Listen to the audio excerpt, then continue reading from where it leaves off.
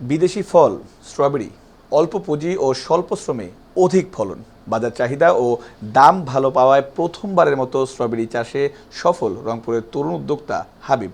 পুষ্টিগুণ সমৃদ্ধ স্ট্রবেরি চাষ করে নতুন দিগন্ত উন্মোচন করেছে এই উদ্যোক্তা। সুস্বাদু ও পুষ্টিকর বিদেশি ফলটি জেলায় চাহিদা মিটিয়ে সরবরাহ হচ্ছে বিভিন্ন অঞ্চলে।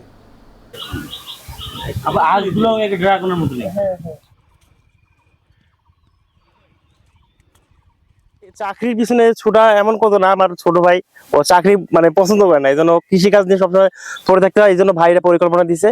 এখন আলহামদুলিল্লাহ প্রতিদিন প্রায় 20 থেকে 25 কেজি ফল উঠতেছে। এখন বাজার মূল্য খুচরা প্রায় 1000 থেকে 1200 টাকা, আর আমরা পাইকারি 600-700 টাকা বিক্রি করতেছি। আমি একজন ডিপ্লোমা ইঞ্জিনিয়ার।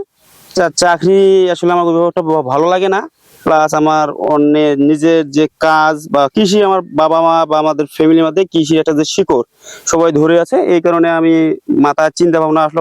প্লাস আমার বড় ভাই বলছিল, ভাই আমি তোর একটা প্রজেক্ট দেই, প্রজেক্টটা কর। প্রজেক্টের নাম বলো স্ট্রবেরি। হয়ে গেলাম স্ট্রবেরি কি জিনিস, বলতেছে স্ট্রবেরি আবাদ করলেই বুঝতে পারবে আসলে স্ট্রবেরি জিনিসটা কি। এই তখন দিয়ে পরিকল্পনা আসলো, আসলে দেখি স্ট্রবেরিটা কি।